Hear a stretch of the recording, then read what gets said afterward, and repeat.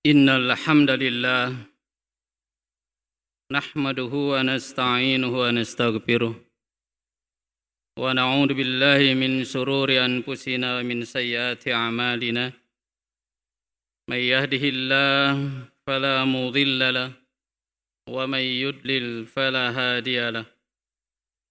Salatullah wa salamuhu ala khairil bariyah wa ala raidir risalatis samawiyah wal manahij al islamiyah Muhammad ibn Abdullah wa ala alihi wa ashabihi wa man tabi'a huda wa wala. Ashhadu an la ilaha illallah wahdahu la syarika lah wa ashhadu anna Muhammadan abduhu wa rasuluh. Amma ba'du fa ya ayyuhal hadirun usikum wa nafsi bi taqwallah fa inna taqwa ra'sul fadilati was sa'adah. Wadhkuru qaulallahi tabaraka wa ta'ala fi kitabihil karim. A'udzu billahi minasy syaithanir rajim. Qad ja'akum minallahi nurun wa kitabun mubin. Yahdi bihillahu man ittaba'a ridwanahu subulas salam wa yukhrijuhum minadh dhulumati ilan nuri biidnih wa yahdihim ila siratim mustaqim. Hadirin jamaah Jumat yang dimuliakan Allah Subhanahu wa taala, mengawali khutbah pada kesempatan yang mulia ini, marilah kita bersama-sama memanfaat kesempatan yang berbahagia dan mulia ini untuk senantiasa meningkatkan keimanan dan ketakwaan pada Allah Subhanahu wa taala. Iman dan takwa menjadi dua hal yang sangat fundamental dalam diri kita dalam rangka menegaskan dan meneguhkan keberadaan kita sebagai Abdullah, sebagai hamba Allah yang dimanifestasikan dengan berbagai amaliyah ibadah kita. Baik ibadah mahdhah, hubungan kita secara langsung dengan Allah, maupun ibadah sosial melalui al-muamalah al-istimaiyah. Hadirin sidang Jumat yang dimuliakan oleh Allah Subhanahu wa taala, dalam rangka memperkuat dan menyampaikan pesan ketakwaan pada kesempatan yang mulia ini, Khotib mengajak pada hadirin untuk kita mencoba kembali menelusuri beberapa bagian dari petunjuk Al-Quran. Kita tingkatkan ketakwaan melalui ta'ammulat Qur'aniyah, renungan terhadap beberapa prinsip dan panduan Al-Quran yang memandu kita untuk bagaimana kita berperilaku dengan baik, bagaimana kita menunjukkan perilaku yang diharapkan oleh Allah Subhanahu wa taala berdasarkan petunjuk Al-Quran. Al-Quran menempatkan dirinya sebagai hudan, sebagai petunjuk. Dalam arti bahwasannya Al-Quran yuhtada bihi fi kulli a'malina wa sulukina. Al-Quran dijadikan sebagai rambu-rambu yang menjadi petunjuk bagi kita bagaimana kita berkarya, bagaimana kita berbuat, dan bagaimana kita berperilaku. Al-Quran sebagai nur memberikan jalan penerang bagi kita. Di balik kegelapan-kegelapan prinsip hidup, maka Al-Quran memberikan beberapa jalan penerang bagi kita yang selayaknya dijadikan panduan oleh kita. Salah satunya Al-Quran memberikan panduan kepada kita bagaimana kita beramal atau bagaimana kita menunjukkan perilaku yang baik. Perilaku dalam istilah psikologi disebut dengan as-suluk. Perilaku yang diharapkan adalah as-suluk al-marghub fih, yakni perilaku yang baik, atau as-suluk as-sawi, perilaku yang normal, perilaku yang mulia. Namun istilah suluk tidak ada dalam Al-Quran. Al-Quran mengemukakannya dengan term amal. Maka kita telusuri kata amal dalam Al-Quran paling tidak disebutkan sebanyak 274 kali dengan berbagai derivasinya. Dari mulai amila, ya'malu, i'malu, amalan, dan seterusnya. Betapa banyak Al-Quran menebarkan kata amal dalam berbagai ayatnya. Hal ini menunjukkan betapa pentingnya bagaimana kita beramal, bagaimana kita berkarya, bagaimana kita berperilaku. Perilaku yang ideal menurut Al-Quran disebut dengan istilah amalan salihah. Perilaku yang salih, perilaku yang baik. Tentu saja baik menurut Al-Quran akan berbeda jauh dengan baik menurut kita. Sebab biasanya ukuran baik menurut kita seringkali hanya dipahami secara sederhana. Tetapi Al-Quran menyebutnya sebagai amalan salihah, maka di situ identitas kesalihan itu melekat. Bahwa perbuatan itu diridhoi oleh Allah, perbuatan itu disukai oleh Allah, perbuatan itu memiliki dampak yang baik, bahkan perbuatan itu bisa berefek untuk peningkatan kualitas dirinya dalam rangka membentuk kepribadian yang mulia. Oleh karena itu hadirin sidang Jumat yang dimuliakan oleh Allah Subhanahu wa Ta'ala, sudah sewajarnya dan seharusnya bila kita berihtida pada Al-Quran, bagaimana kita menjadikan Al-Quran sebagai rambu-rambu petunjuk kita untuk berperilaku. Sehingga perilaku yang muncul adalah amalan salihah idealnya. yakni sebagai perilaku atau amal saleh. Perbuatan yang saleh, perbuatan yang baik. Atau dalam istilah psikologi disebut dengan as-suluk as-sawi. yakni perbuatan atau perilaku yang normal dan mulia.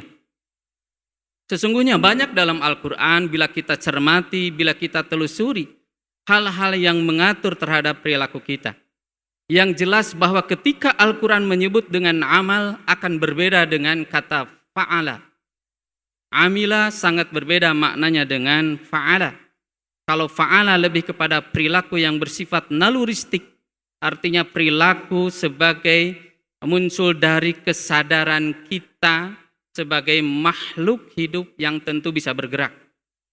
Tetapi amal adalah sebagai perilaku yang muncul atas dasar pemahaman, perilaku yang muncul atas dasar keilmuan, serta berefek untuk mendapatkan pahala dari Allah kalau perilaku itu baik, dan sebaliknya akan mendapatkan pahala jelek atau siksa dari Allah ketika perilaku itu adalah amalan sayyi'ah, yakni perilaku yang jelek.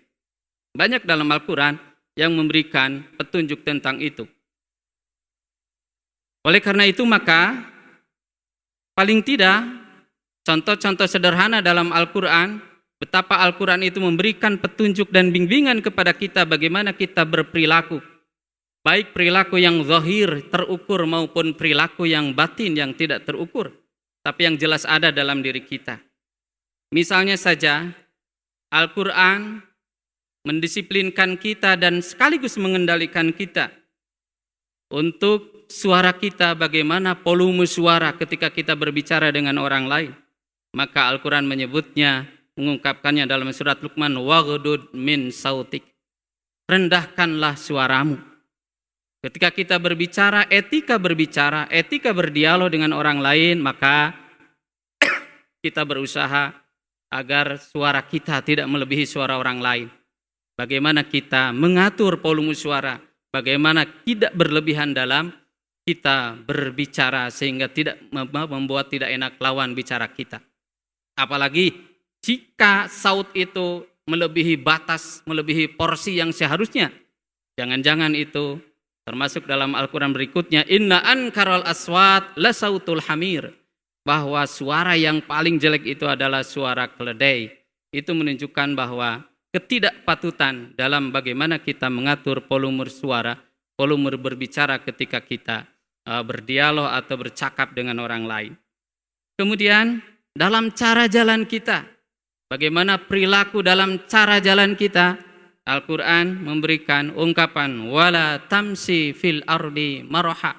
Janganlah kita berjalan di muka bumi ini dengan angkuh. Janganlah berjalan di muka bumi ini dengan penuh kesombongan. Bagaimana kita berjalan dengan ketawaduan, menunjukkan kerendahan hati kita. Kemudian dalam hal pandangan kita, bagaimana perilaku pandangan kita, maka Al-Quran memberikan kendali. Wala tamuddanna ainaika. Janganlah kamu mengumbar begitu saja pandanganmu. Sehingga boleh jadi bahwa an-nadratu sahmun min sihami iblis. Bahwa pandangan itu bagaikan busur panah dari busur panahnya iblis. kalau kita tidak bisa mengendalikan dengan baik. Maka sesungguhnya bagaimana pandangan itu bisa memberikan efek yang baik? Tentu saja diarahkan dengan perilaku yang baik. Maka tidak begitu mudah kita mengumbar atau mengeluarkan dan mengarahkan pandangan kita secara bebas tanpa kendali atau tanpa dibingkai dengan nilai-nilai kebaikan. Kemudian ketika kita berkumpul mendengarkan percakapan orang lain, maka Al-Quran dalam surat Al-Hujurat memberikan prinsip wala tajassasu. Janganlah kamu saling mengintip kejelekan orang lain. Janganlah menguntik-ngutik kejelekan orang lain. Janganlah menggali kelemahan-kelemahan orang lain. Sehingga kelemahan-kelemahan dan kejelekan itu menjadi buah pembicaraan dalam bagaimana kita bergaul, bagaimana kita bercakap-cakap. Dengan istilah lain, dekat sekali dengan al-ghibah atau menggunjing. Maka tentu saja Al-Quran juga menguatkannya, wala yaghtab ba'dukum ba'do. Janganlah satu sama lain di antara kalian saling menggunjing. Karena sesungguhnya orang yang menggunjing orang lain itu tentu diibaratkan sebagai orang yang memakan bangkai daging dari saudaranya ketika sudah meninggal. Kemudian misalnya dalam hal makanan, bagaimana perilaku kita dalam makan dan minum? Al-Quran memberikan prinsip wakulu wasrobu wala tusrifu. Wakulu wasrobu wala tusrifu.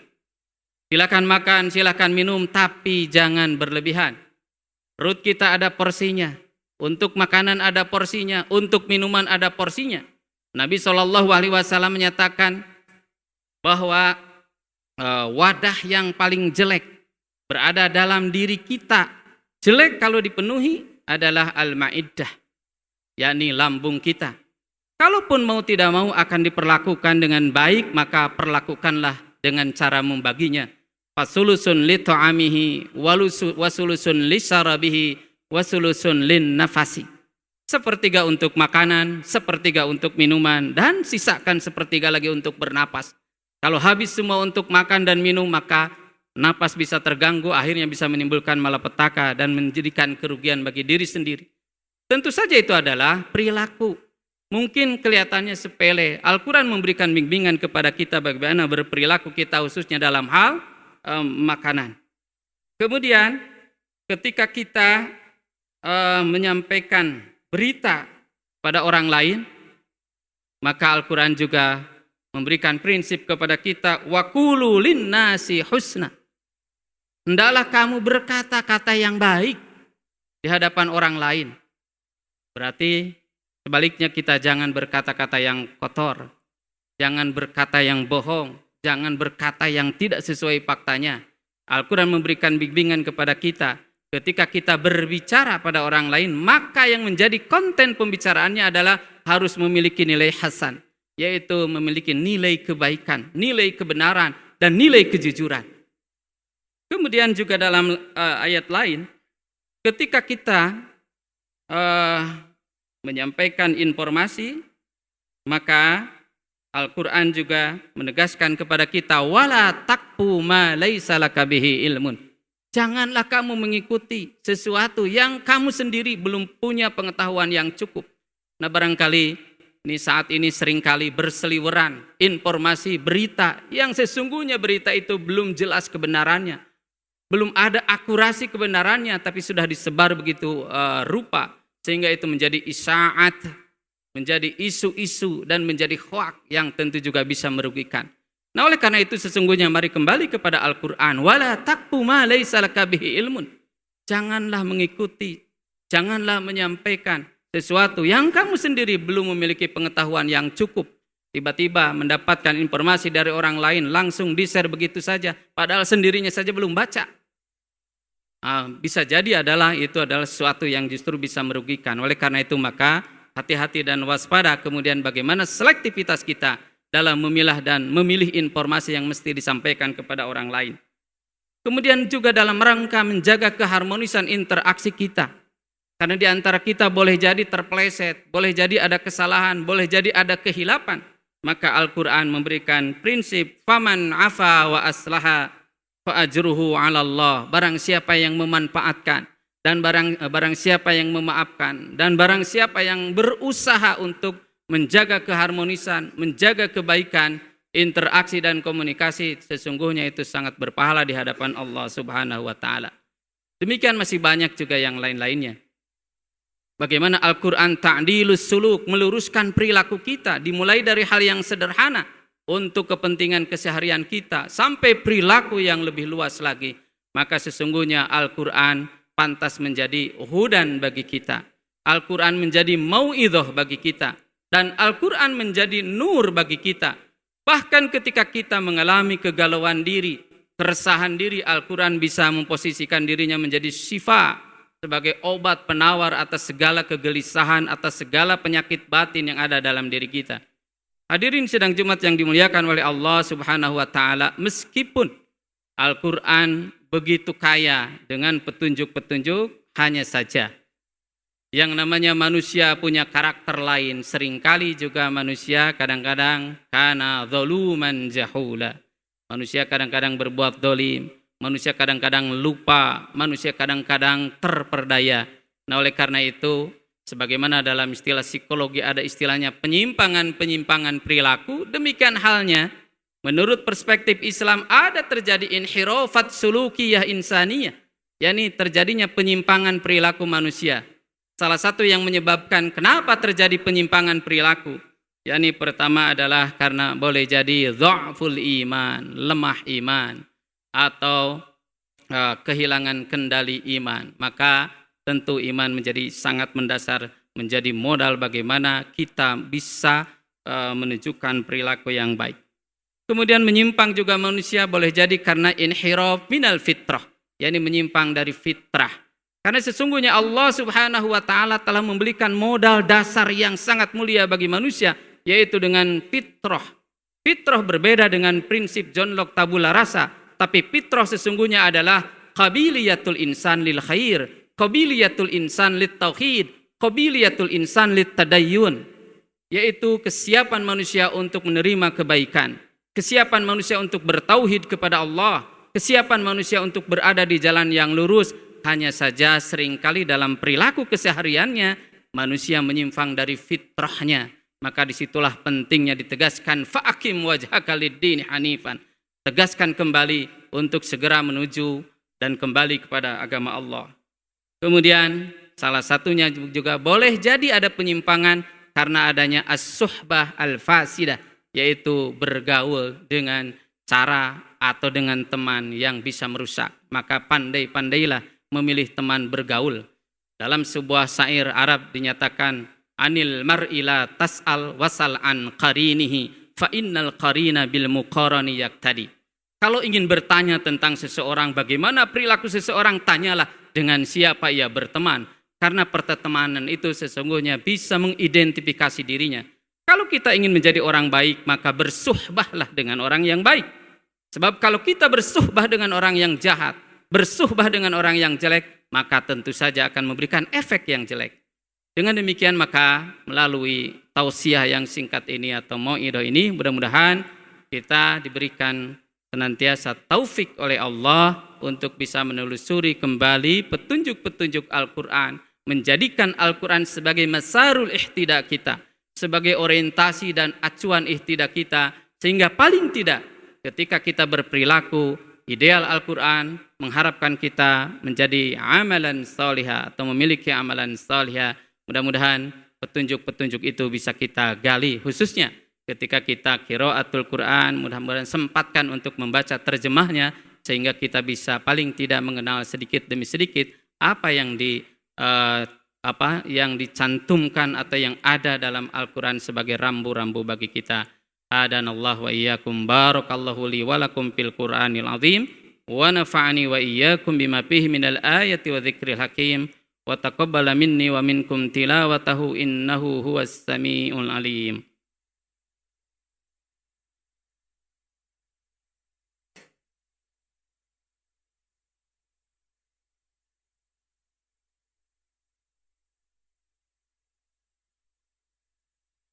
Alhamdulillahilladzi hadana lil iman wal islam.